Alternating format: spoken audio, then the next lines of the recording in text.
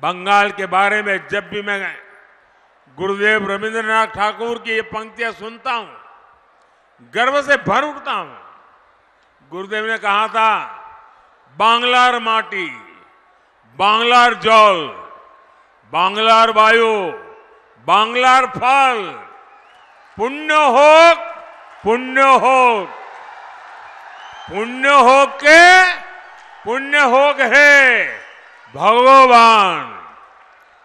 मैं अपने उच्चारण दोष के लिए आपसे क्षमा प्रार्थी रहूंगा, लेकिन आप भी मानेंगे कि इन पंक्तियों में बंगाल की महानता के दर्शन होते हैं। दुर्भाग्य ये कि सीपीएम और टीएमसी की पॉलिटिक्स ने बंगाल को बर्बाद कर दिया है। ये सिर्फ पार्टियां दो है, इनकी दुकान एक ही है और दुकान में सामान भी एक ही है। टीएमसी और लेफ्ट इंडी अलायंस में है। टीएमसी और लेफ्ट दोनों वोट बैंक अपीजमेंट की पॉलिटिक्स करते हैं।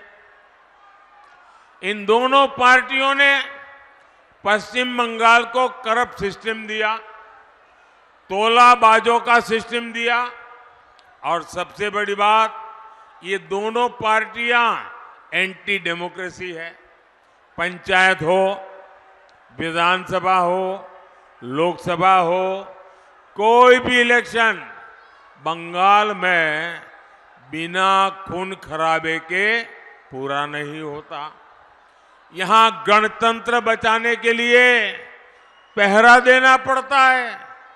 यहां मानवता की सेवा करने वाले संतों ने अपनी आवाज उठाई तो उनका जीना मुश्किल कर दिया। उनको गालियां देने आने लगी, उन पर हमले होने लगे।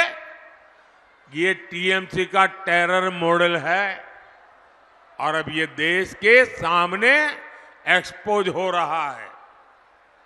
साथियों, यहां संदेश खाली जैसी शर्मनाक वारदातें आम है, जहां पहले बहनों बेटियों के साथ अत्याचार किया जाता है और फिर शाहजहां शेख जैसे पापियों को बचाने के लिए गंदे खेल खेले जाते हैं।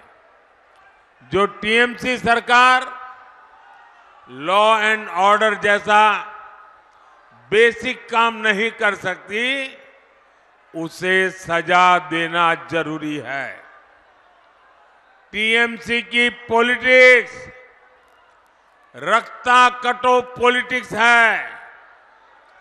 टीएमसी करप्ट इकोसिस्टम को आगे बढ़ाती है। टीएमसी की सारी पॉलिटिक्स वोट बैंक के लिए है। इसका ताजा उदाहरण हमने कुछ दिन पहले ही देखा है। साथियों, टीएमसी ने पहले असंवैधानिक तरीके से 77 मुस्लिम जातियों को ओबीसी घोषित कर दिया था। लेकिन अब जब हाईकोर्ट का फैसला आ गया तो इनके लिए किराए पर पानी फिर गया। अब हाईकोर्ट का फैसला तो इन्हें मानना ही पड़ेगा। इनकी साजिश पर ब्रेक लग गया है। लेकिन फिर भी मुसलमानों को खुश करने के लिए टीएमसी सरकार ये कह रही है कि वो हाईकोर्ट का फैसला नहीं मानेगी। साथियों, सीएए को लेकर टीएमसी जिस तरह सफेद झूठ बोल रही है, ये पूरा देश देख रहा है। बंटवारे से पीड़ित हमारे जो साथी दूसरे देशों में रह गए थे, जिन्हें भारत ने भरोसा दिया था कि उन्हें भारत की नागरिकता देंगे, क्या उन्हें हम अत्याचार सहने के लिए ऐसे ही छोड़ दे क्या? मोदी ये नहीं होने दे सकता। इसलिए पूरे दायित्व भाव के साथ सीएए लाया है। ये नागरिकता देने का कानून है, ये नागरिकता छीनने का कानून नहीं है। लेकिन टीएमसी इसे लेकर भी भ्रम फैलाती रहती है। किस लिए? सिर्फ और सिर्फ अपने वोट बैंक को डराने के लिए, ताकि वो टीएमसी का खेमा न छोड़े।